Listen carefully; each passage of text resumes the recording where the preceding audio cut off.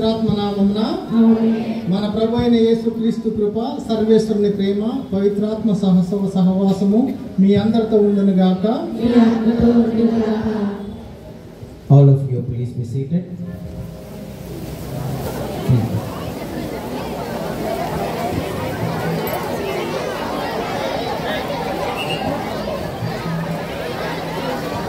Children, please don't shout. Students, kindly be silent.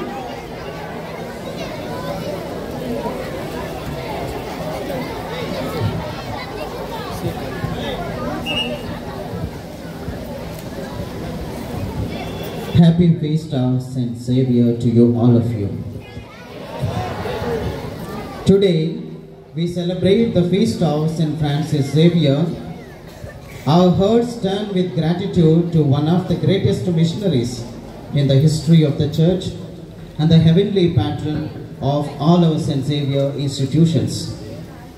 Born in 1506 in the kingdom of Navarre in the present-day Spain, Francis Xavier was a brilliant young scholar at the University of Paris when he met Ignatius of Loyola and allowed the gospel to reshape his life's ambitions. He became one of the first companions of Ignatius and a founding member of the Society of Jesus, taking vows of poverty, chastity and obedience and offering himself completely for the service of Christ and his church. Sent on mission at the request of the Pope and the King of Portugal, Saint Francis Xavier left Europe and traveled first to Goa in the year 1542, which became his base for evangelization in the East. From there, filled with apostolic zeal, he journeyed tirelessly along the coast of South India and Sri Lanka, preaching the gospel and instructing the simple and the poor, baptizing thousands and building churches and small Christian communities. He then carried the faith further to the Malay archipelago, visiting places like Malacca and Moluccas. Later became the first Christian missionary to bring the good news to Japan, adapting himself to the new languages and cultures for the sake of Christ. Dreaming even of entering China with the gospel, but he died in the year 1552 on an island off its coast at the age of 46. And later he was canonized in the year 1622 and proclaimed the patron of the missions and of the many Catholic educational institutions, including our own. In a special way, we remember with gratitude the Pime missionaries who brought the same missionary zeal to our land and moved by a perpetual love for the poor, founding this institution for their uplift and education.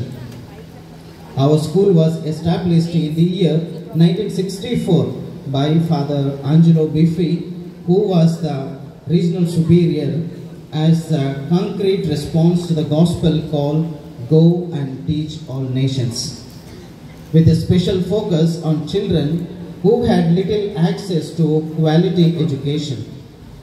From these humble beginnings, the Lord has blessed this campus so that over the decades, thousands of students have passed through these classrooms and corridors, receiving not only academic formation but also values of faith and a sense of service that they now carry into families, professions, parishes and society.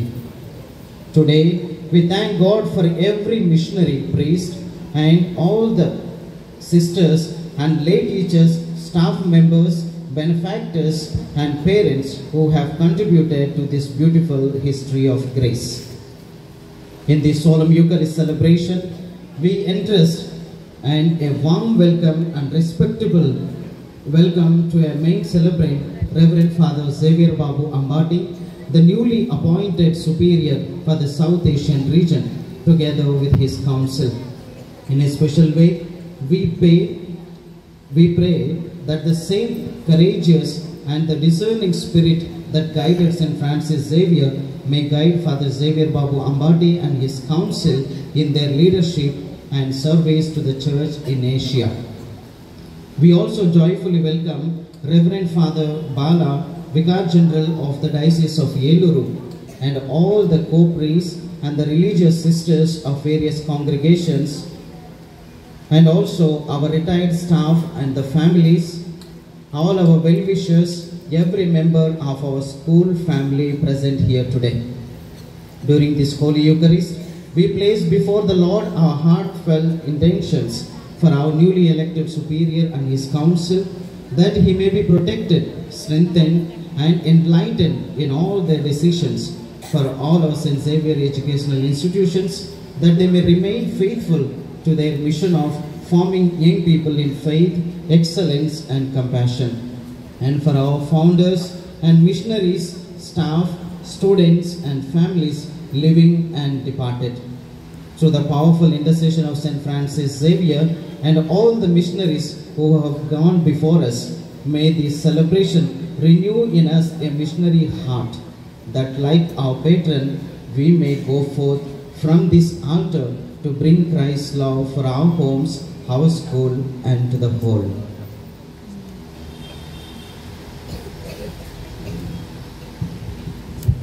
సహోదరి సహోదరులారా, ఈరోజు మన పాలక పునీతులైన శేవిరివారి పండుగ జరుపుతున్న ఈ సందర్భంలో Saint Xavier's institute అభివృద్ధి కొరకు పాటుపడుతున్న ఉపాధ్యాయులకు, సహాయక సిబ్బందికి, వెల్ విషర్స్ అందరికీ ఈ దివ్య పూజా బలి సమర్పించక మునుపు మన పాపమును ఒప్పుకుందాము.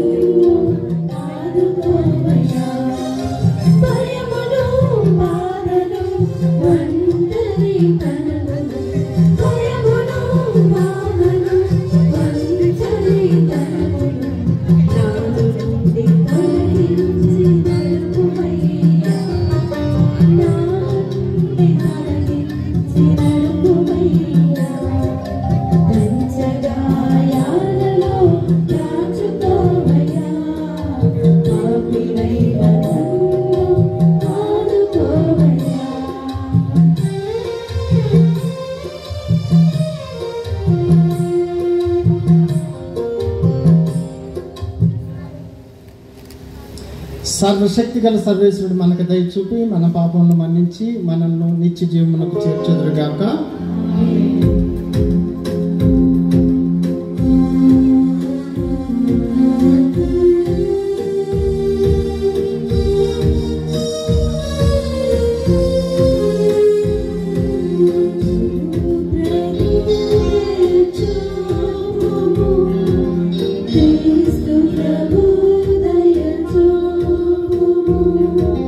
Prabhu, Prabhu, Daya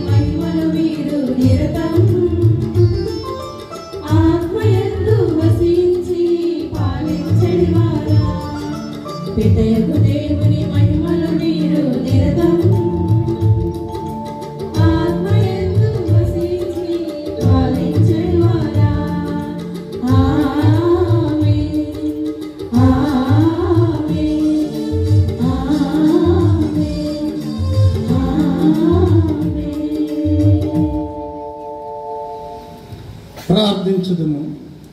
ఓ సర్వేశ్వర, పునీత ఫ్రాన్సిస్ జేవియర్ బోధనల ద్వారా అనేక మంది ప్రజలను నీ వైపునకు త్రిప్పుకుంటేవి, వారిని నీ సొంతము చేసుకుంటేవి. కావున అతని విజ్ఞాపన ప్రార్థన ఫలితముగా విశ్వాసుల హృదయంలో భక్తితో ప్రజ్వలరిల్లునుగాక. స్త్రీ సభ విశ్వమంతటా వ్యాపించి ఆధ్యాత్మిక అధిక సంతానమును పొంది ఆనందించునుగాక. నీతోను పవిత్రాత్మతోను కలిసి యుగయుగములు పాలించు మా ప్రభువైన యేసుక్రీస్తు ద్వారా ఈ మనవి చేయుచున్నాము. ఆమేన్.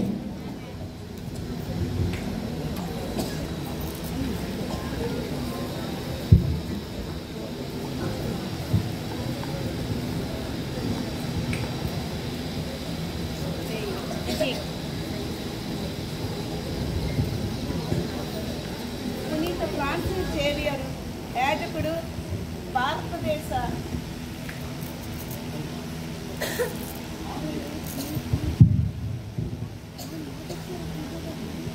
పునీత ఫ్రాన్సిస్ జేవియర్ యాజకుడు భారతదేశ పాలక పునీతులు మహోత్సవము. మొదటి పట్టణము. పేదలకు శుభవార్తను ప్రకటించుటకును ప్రభువు నన్ను అభిషేకించెను. యెషయా గ్రంథము 61వ అధ్యాయము 1వ వచనం నుండి 3వ వచనం వరకు. యెషయా గ్రంథము 61వ అధ్యాయము 1వ వచనం నుంచి 3వ వచనం వరకు. ప్రభువైన యావే నన్ను అభిషేకించెను, ఆయన ఆత్మ నాపై ఉన్నది. పేదలకు శుభవార్తను ప్రకటించుటకు, కృంగిపోయిన వారికి ఉత్సాహము పుట్టించుటకు, బందీలకు విముక్తి, చెరలోనున్న వారికి విడుదల లభించునని తెలియచేయుటకు ఆయన నన్ను పంపెను. ప్రభువు అనుగ్రహ వత్సరమును గూర్చి, మన దేవుడు శత్రువులను శిక్షించు దినమును గూర్చి ప్రకటించుటకు, శోకించు వారిని ఓదార్చుటకు ఆయన నన్ను పంపెను. సియోను నందు దుఃఖించు వారికి బూడిదకు బదులుగా పూలదండనిచ్చుటకు, శోకవస్త్రముకు మారుగా ఆనంద తైలమును వసుకుటకు, విచారించు వారు భారభరితమైన ఆత్మతో స్తుతిగీతము పాడినట్లు చేయుటకు ఆయన నన్ను పంపెను. తన కీర్తి కొరకు ప్రభువే స్వయముగా నాటుకొనిన నీతి వృక్షములని ఆ దుఃఖార్తులకు పేరిడుదురు. ఇది ఏలిన వారి వాక్కు. సర్వేశ్వరునికి వందనములు. ప్రత్యుత్తర గీతము. అందరూ ప్రభువే నాకు కాపరి, ప్రభువే నాకు కాపరి, ఇక ఏ కొదవయూ లేదు. ఇక ఏ కొదవయూ లేదు. ప్రభువే నాకు కాపరి, ఇక ఏ కొదవయూ లేదు. అతడు నన్ను పచ్చిక పట్టులలో విశ్రమింపచేయును, శాంతికరమైన జలముల యొద్దకు నడిపించుకొని పోవును. అందరూ ప్రభువే నా కాపరి, ప్రభువే నా కాపరి, ఇక ఏ కొదవయూ లేదు. ఇక ఏ కొదవయూ లేదు. నా ఆత్మకు సేద తీర్చును, తన నామ గౌరవార్థము నన్ను ధర్మ మార్గమున నడిపించును. గాఢాంధకరపు లోయలో పయనించుచున్నప్పుడును నేనెట్టి అపాయములకు భయపడను. ఎందుకనా నీవు నాకు తోడుగా నుందువు, నీ రాజదండము నీ చేతి కర్ర నన్ను కాపాడుచుండును. అందరూ ప్రభువే నాకు కాపరి, ప్రభువే నా కాపరి, ఇక ఏ కొదవయూ లేదు. ఇక ఏ కొదవయూ లేదు. నా శత్రువులు చుచ్చుండగా నీవు నాకు విందు చేయుదువు, పరిమళ తైలముతో నా తలను అభిషేకం చేయుదువు. నా పానపాత్రము అంచుల వరకు నిండి పొరలుచున్నది. అందరూ ప్రభువే నాకు కాపరి, ప్రభువే నా కాపరి, ఇక ఏ కొదవయూ లేదు. ఇక ఏ కొదవయూ లేదు. నేను జీవించినన్నాళ్ళు నీ కరుణయు ఉపకారమును నా వెంట వచ్చును. నేను కలకాలము ప్రభువు మందిరమున వసింతును. అందరూ ప్రభువే నాకు కాపరి, ప్రభువే నాకు కాపరి, ఇక ఏ కొదవయూ లేదు. ఇక ఏ కొదవయూ లేదు.